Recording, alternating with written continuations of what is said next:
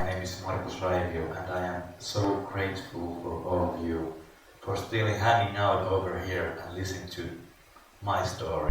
For a gift, as you are giving me, I'm giving you 2 gifts back. And my first gift is that I promise that I'm going to be as less academic as I can be. And the second is that, because I'm a music therapist and I work in the mental health of young adults, I promise that I will bring you 2 sentences for the solution of mental health issues in young adults, mental health. So I have 2 sentences from the world-leading experts that I will reveal in the end of my presentation. Thank you. So here we go. So maybe I should just talk about a little bit about myself. That's not my favorite subject. My favorite subject is about functional peer support with mental health issues, but I'm going to talk a little bit for myself because I think it's important. My background comes from music.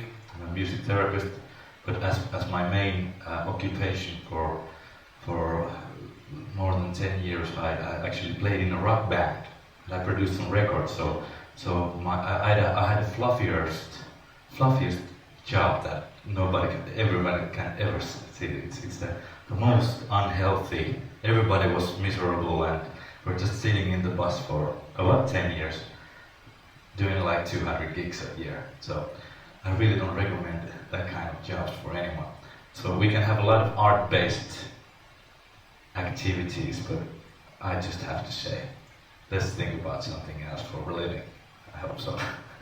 So, how did I become to be what we call a paper-smelling old fossil project director from being a drummer of a rock band? So that's the different story. So what happened was in 2009 I was working in one NGO called Niemikoti Foundation as a music therapist, and I had some ideas that maybe we could do something else and we could do something different. And I had an amazing opportunity.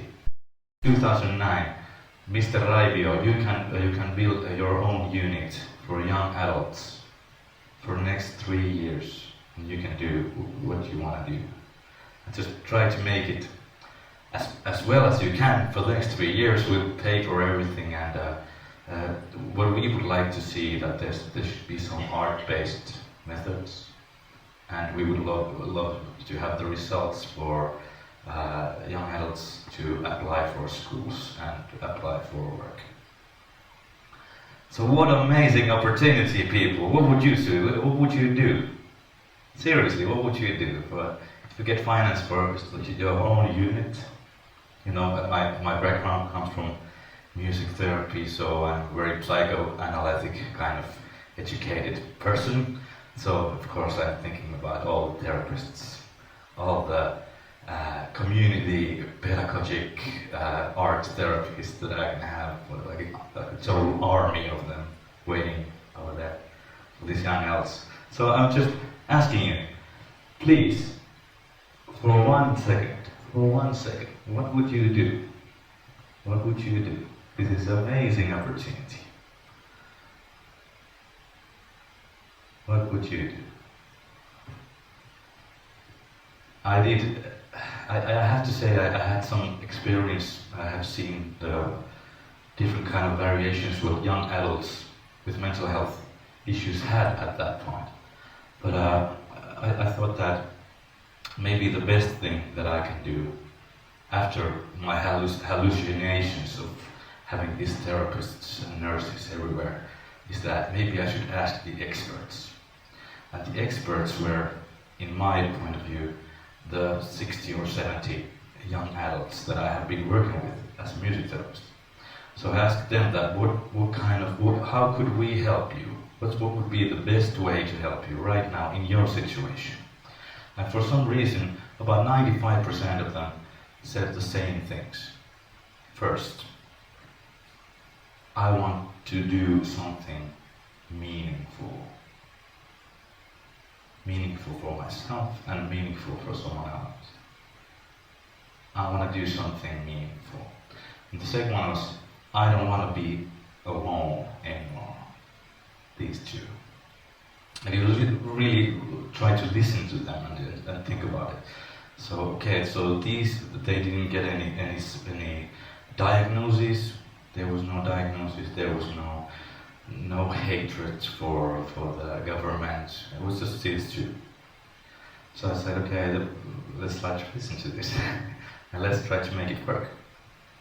Also, I had to make a lot of thinking about what is mental health, and also what is what we call madness or insanity. This is more severe mental health problems with people with paranoid schizophrenia or bipolar disorder. So I really had to think about this, and I also had to look a little bit back to the history and see what has been done now.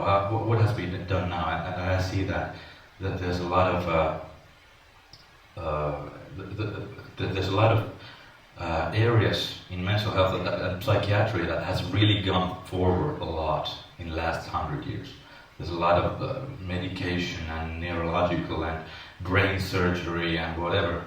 But for some reason, just to think about the rehabilitation, just the rehabilitation issue, it didn't really, hadn't changed anything from the time that we took the horse to the church. You know, do you remember that time? I don't remember that time that much. Do you remember when you took the horse and went to the church? And I read somewhere there's people coming from Viljandi. Is it coming from Viljandi? Is it Pyhä Jaani Kirik? Jaani Kirik, the Johann John's church. So do you take a horse over there these days? No, not for the last 100 years. I don't think so. So why? How come is it possible that we're still having these old models? How come we have these old models just to think about madness, this insanity kind of aspect? So I also remember this very, very famous phrase about insanity, and it was the different. Do you know what's the definition of insanity? There was actually this guy called Albert Einstein who has actually said, what is the definition of insanity? It's doing the same thing over and over again, but expecting different results. I know Tommy was talking about schizophrenic work. Maybe this is like a hallucination work. It's like doing the same thing 100 years, the same time, same way, and just expecting different kind of results. What do you think? In Finland we have all these phrases called you will get what you deliver, or you will reap what you sow, or if you do as you have always done, you will get what you have always got. You all heard of this, you know, there are different kind of variations of the same thing. So maybe the point would be do something different now with this one. So let's look at a little bit, you know, about what have we done this far, and what do we have in Finland? This is now 2009, which is like 4 years ago. I couldn't find any services, any kind of units that would be specialized profiles for young adults in mental health. Usually there's two kind of variations. And the first thing is, of course, because we're in Finland and work is something that is bigger than God for us. So work is the main thing, and functionality is big issue. So we have all these work centers. There's a lot of good things in these houses, but for young adults, let's say 19, 20 years, it just doesn't really fit. And there's a lot of day centers. You know, there's like age 40 to 60 people, like let's say middle-aged, a little bit chronic kind of clients over there, and you know, and they just put the 19 or 20 years old in, and it just doesn't fit in, does it? And if you refuse that, I'm sure, that means that you are refusing from your rehabilitation, and you are not into your rehabilitation, because you're not, the two worlds are not really seeing each other. So there's also a really old phrase about mental health, which is said by Sigmund Freud. It's called that good mental health is about ability to work and ability to love. So these days we can maybe just update the questions a little bit. So what kind of work? What kind of love? What are we looking for? Can we have? Does motivation have something to do with this? Does motivation have anything to do with the guys who are playing the games all the time? They just refuse to do anything else.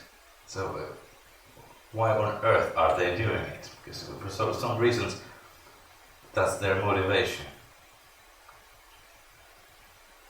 So could we actually think? I know that you know all this because you are in the profession, and I'm the lucky guy because I can work on something that I can feel that I can really relate to, that I can really make a difference on what I do or how this little foundation that I work with is doing. Also, I feel that I can prepare my skills. I can go to schools and I can go to courses, and I can really get myself better at this all the time. And also, I think that I'm doing something. Of course, we all do. I'm doing something bigger than you, man. Doing something bigger than myself. New school thinkers. What is the key to motivation? Daniel Pink, who has been studying this a lot, saying that the three things for any people who are working in anywhere are these three things. They can feel some kind of autonomy. They can feel that they can decide and make some kind of decisions how the work is done and what's my part of it.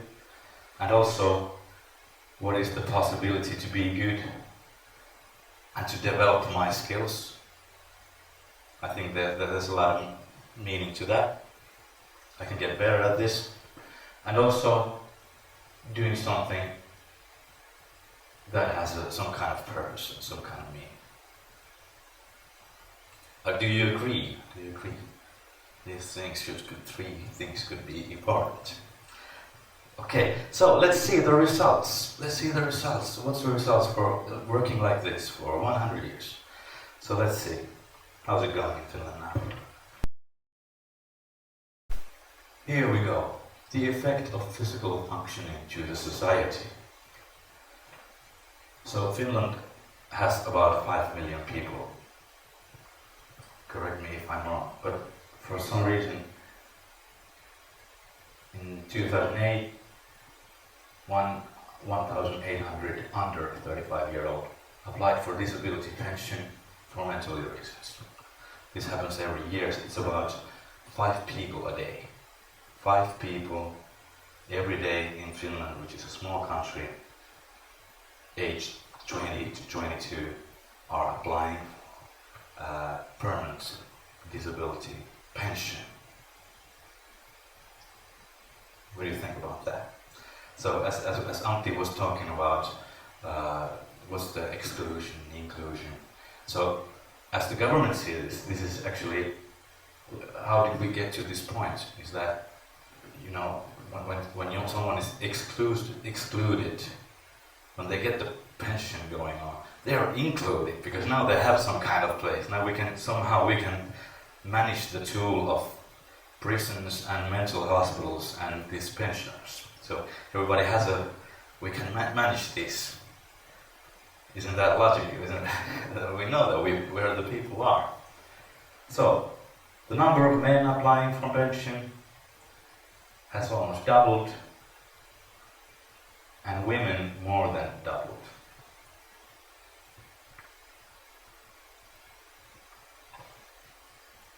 And the mental disorders, is the main cause of disability pension. For 21-year-old little girl or boy who is going to have as a birthday present his disability pension, permanent disability pension, is that really necessary? I'm not sure. What do you think? Is all the hope gone already? The guy is 21. There's a lot of, actually he has some history. He could do a lot of things. He has skills and he has strengths. But we just see the problem. We just see the diagnosis and we see that he's not going to fit in to this society at all. I was thinking also about the peering. What means peers? Peers, we see peers as an AA meeting or a cancer peer meeting. We are sitting somewhere talking about the problem. We're gathering and we are talking about the problem. I think that's the very traditional way to see peer support or peer groups. But is it really so? Does it have to be like that? So I was really thinking about this because, you know, I had these two things. I want to do something meaningful. I don't want to be alone anymore. So I went with my wife. We have a little girl, Celia, who was in that time about 2010. I think she was newly born, and my wife goes to this children's park, and I just hang along with her, and I see that there's a lot of mothers and a lot of children gathering up for this kind of peer support group, as I see it. But what's it missing is that there is no problem. There is no problem. The child in the hands is not a problem at all. They're actually changing ideas. They're changing some contacts. Of course, they're changing also some negative sides also about being tired and not getting sleep. But they're also talking about this very solution-based idea that how can we make this better, and that's really what really unites them to be as some kind of community, as a small group. If I'm asthmatic, if I meet another asthmatic in the road, there's not so many things that we actually do have in common, do we? And this guy says he's not gonna like, hey, are you asthmatic too? Wow, great. Let's bond. Let's get together and see what we can. There's a lot of situations where the peer groups are not really built up for some kind of disease. I think I can build up for being a Finn from Finland. Is the most. I think, hey, are you from Finland too? Okay. I think that's even better.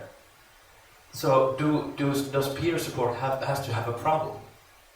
And does it need words? Do we need to speak? What can we actually do? If we are really interested in some kind of aspect over here in this life, it's not enough to be in the peer support, peer group.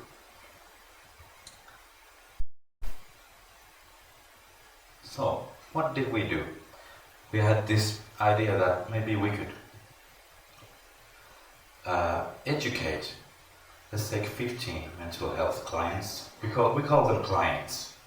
I know it's a silly word, clients. It's like clients, consumers, like customers. Clients is a little, but it's better than patients. So it's a better solution for that. But for some reason I was thinking that if we are really going to involve these people to this community that we're going to build, we have to start treating them as partners, as some kind of companionship. And that really means that me, as a sworn oath therapist, I really have to take 2 steps down and start to think, how could you do tutor the group? I know a lot of skilled people. They're guitar players and they're multimedia artists and a lot of studio technology experts that are at the same time they are mental health clients. So they could tutor the groups to each other. Yes, if we're gonna make some kind of good course on that, maybe I can help them to do it. We are training these functional peer supports, peer tutors. The school is about 35 hours long. It's about once a week, about 4 hours. And we are training to tutor the group to each other, whatever the subject is. The only thing that matters is that the subject is something that the peer tutor is interested in.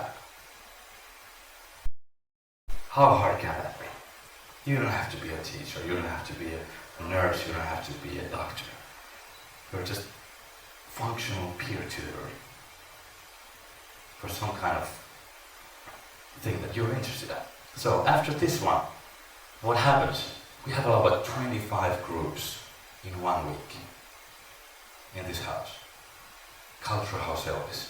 We have 3 people working, 2 music therapists and 1 occupational therapist. 25 functional groups going on in 1 week. 95% of them are tutored by mental health clients to each other. If there's a guitar group, what can you do? What's the idea of learning? Let's play some guitar. Do you know 3 chords from the guitar? You know how to play a Ramones song? Okay, let's just do the Ramones song. Then just think about, as a group, you can start to find the 4th chord if you want to. It's not necessary. If you want to find the 4th chord, it's possible. But if you never find it, who cares? You just rock with 3 ones. Right? How hard can that be? Now here we go. Working as peer tutors. 15 peer tutors working in this little place called Cultural House Elvis. Also, one important thing was the cooperation with now the local youth centers come into the picture. So we have Cultural House Elvis is in Kalasatama, and about 300 meters to the right, there's this place called Youth House Harju. And if you go 100 meters to the left, there's this place called Happi, Action House Oxygen, roughly translated. So, usually in the Elvis area, on those premises, there's not so many groups going on. All the groups are going on in the youth centers. Because there's all the band stuff is there, there's rehearsal rooms, there's recording studios, there's the whole theater in Happi, all the podcast, net radio stations, and whatever you want to do, you can do. A lot of games, what do you call Wii-Lan games. I'm too old for this to know that, but I don't really have to know it, so it's not the most important thing. So we are trying to make a mental health unit that is more outside than inside. We're trying to get away from the shutter island and go where other people go, where other young adults go. And actually these places are, there's not so many people in the daytime, is there? About 12 to 10 to 2. Not that much. Actually, the house is empty. So at the same time, we are using those equipments and resources that these people are, they have a right to use them. Because they're young adults too. Right? Also, we have a good operation with do you know what's called figure note? Figure note. I used to work in Helsinki Mission before, so we make this figure note techniques in Resonari and also with physio-acoustic chairs. They are Finnish kind of innovations. And also fair trade coffees and fair trade. There's a lot of people who are actively active in environmental issues, so we really want to support that kind of things going on. So also, as a music therapist, as I said before, I don't believe that music saved me. Playing in a rock band didn't save me. No way. But there was a lot of music, and there's a lot of emotions. And functionality, just doing something with your hands, is the straightest way to go to your heart. And the heart is the straightest way to go to your head. And that's how I see it. It doesn't have to have so many words. We all know that music has this ability to really express something that you cannot find 1,000 words. But for some reasons, one song can just tell everything straight away. That's how I see it. I'm pretty sure that most of you see it like that. So that's why it's a really good way to express yourself. Art-based methods has a point. But you don't have to have an art therapist or a music therapist to do the art-based method. These people have a right to make music so that we don't have to call it a music therapy. Isn't it funny that, when somebody in their history was artists, nobody calls it music therapy, and when he got ill, it's not music therapy either. But if you're ill before, previously ill, mentally ill, doing music, you will never get out from the stigma that everything is music therapy for the rest of your life. And I think that's a sad thing, isn't it? That's a sad thing. So what I'm talking about is focusing on the resources, focusing on something that is working. Because that was the only things that I knew about mental health and working with mental health clients, is that difference between, repairing a car, repairing a human being, is that in human beings, sometimes it's much more efficient to focus on something that is not broken than to focus on clearly only on something that is broken. And for some reason, if you're just focusing on what's not broken a little bit more, it's just an attitude kind of thing. For some reason, sometimes it can even repair something that was broken. What do you think about that?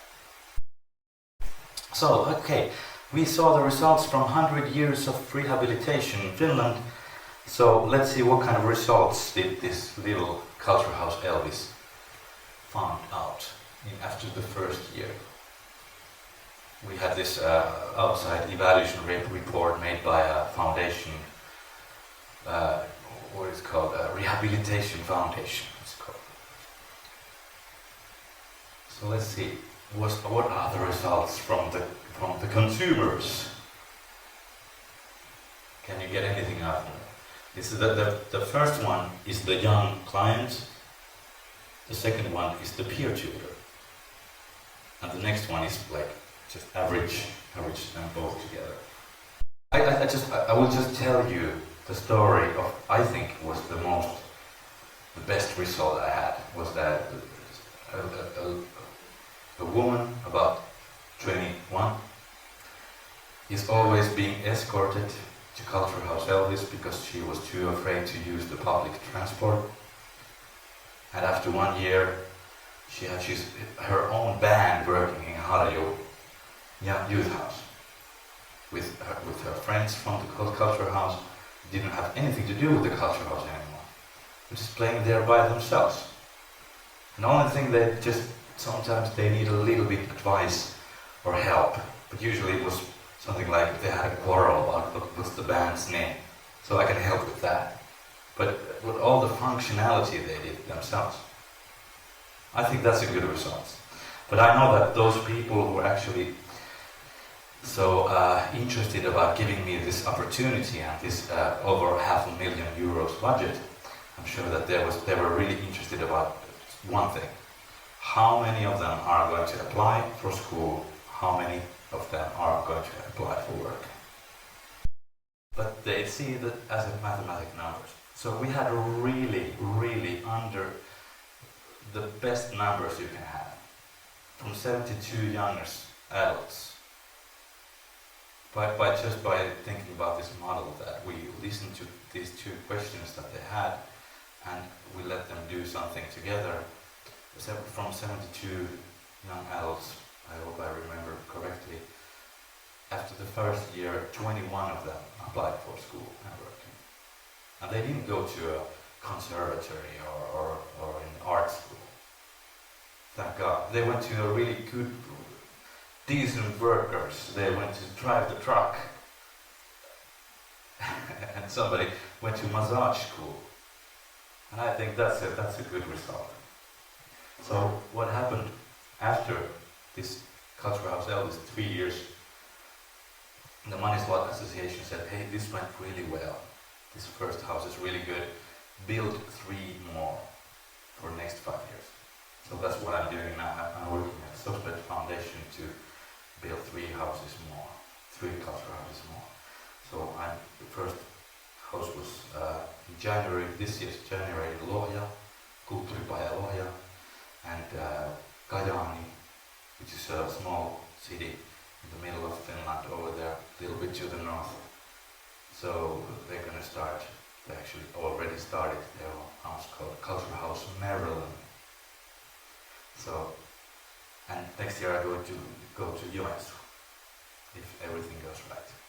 Joensuu, yes. So this was actually the model. Just tutor the people, to tutor the groups themselves to each other. How hard can this be?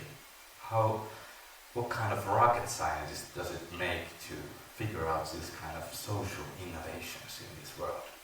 It really says something that 100 years from now, nothing happened that much.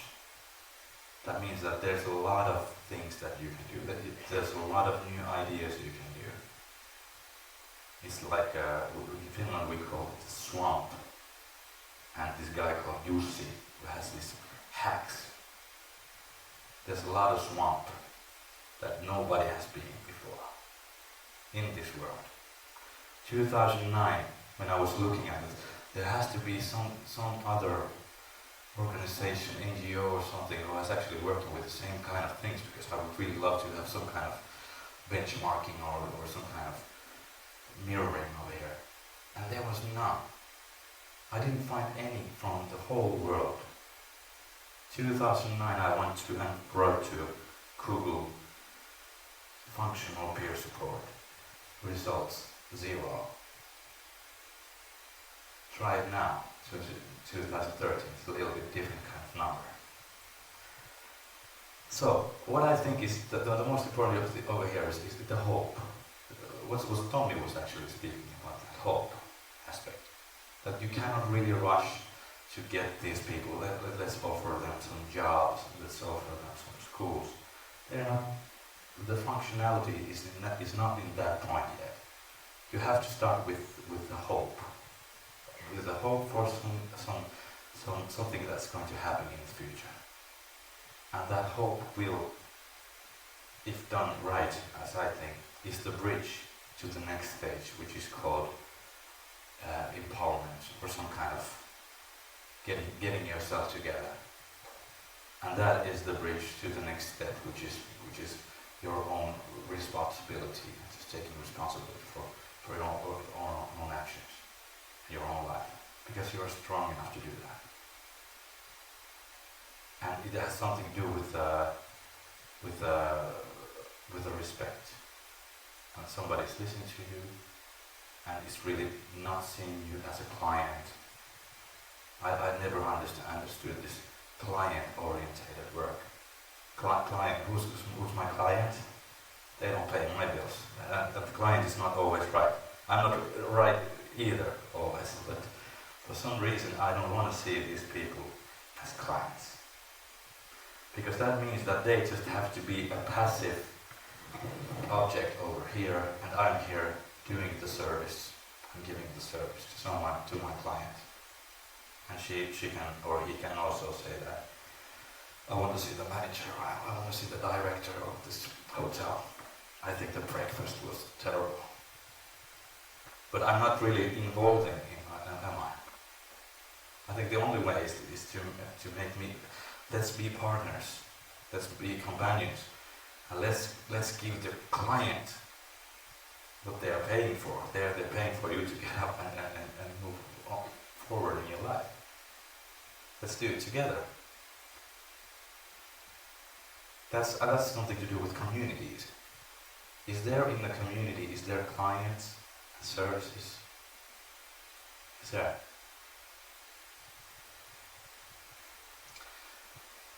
Also, the old original word for rehabilitation from ancient Greeks was called rehabilities, which meant actually to restore something that is broken, to restore a former rank or position in your society or in your community. And what would be the best way to do it is that we will train you to do what you do best and what you're interested at. That's how I see it. I have to say I'm really, really glad that I came here today. So thank you very much to all of you. Thank you. Yes.